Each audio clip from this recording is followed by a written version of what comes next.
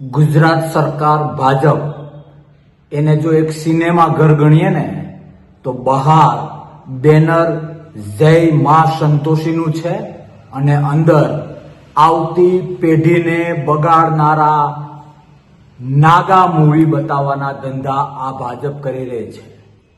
જો આવું ન કરી રહી હોય તો મારે ગુજરાત સરકાર ભાજપને 2-5 પ્રશ્નો પૂછવા છે.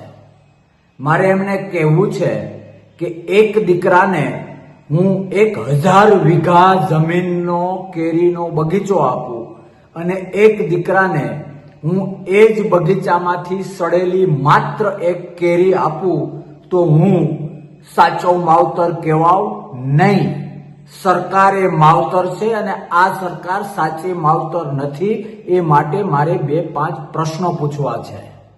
ગુજરાત અને ખાસ ફોકસ કચ્છમાં ભાજપ સરકારે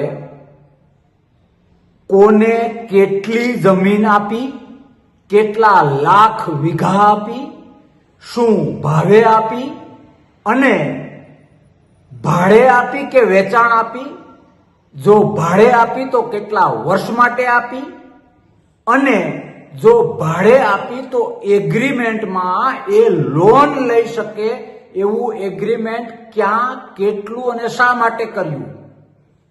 વિગત એવી છે કે આ સરકાર લાખો વીઘા જમીન એની લાડકી કંપનીઓને મફતિયા ભાવમાં આપે છે, ભાડા પેટે આપે છે, 30-30 વર્ષના ભાડા પેટે આપે છે અને એના ઉપર લોન લેવાની છૂટ આપે છે. હું એ કહેવા માંગુ છું કે ગુજરાત અને ગુજરાતની મિલકત એ ગુજરાતીઓની છે. ગુજરાતની સરકાર એ ગુજરાતી લોકોએ આપેલા મતને આધારે બનેલી છે. તો ગુજરાતના લોકોની મિલકતને આ રીતે મફતના ભાવમાં પોતાને ફંડ આપતા લોકોને આપવી, ભાડા પેટે આપવી અને એ ભાડાના એગ્રીમેન્ટમાં લોન લેવાની છૂટ.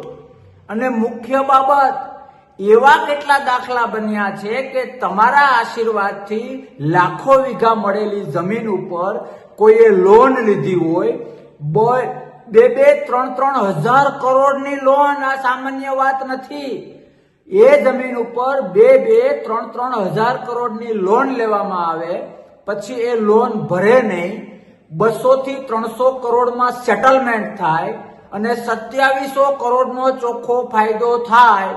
તો પ્રશ્ન એ છે કે એ 2700 કરોડના ફાયદામાં તમારા ગોળ ગોળ કાવા દાવા, ગુજરાતીઓની આંખમાં ધૂળ નાખવાની મેટર, કંપનીઓને અબજો રૂપિયા આપવાની મેટરમાં તમને શું મળે છે? સીધા પ્રશ્નો છે. જો તમે માં સંતોષી માતાજીના બેનર હેઠળના સિનેમા ઘરમાં નગ્ન પિક્ચર ના બતાવતા હો તો એક ગુજરાતી ભાજપ સરકાર પાસેથી જવાબ માંગે છે.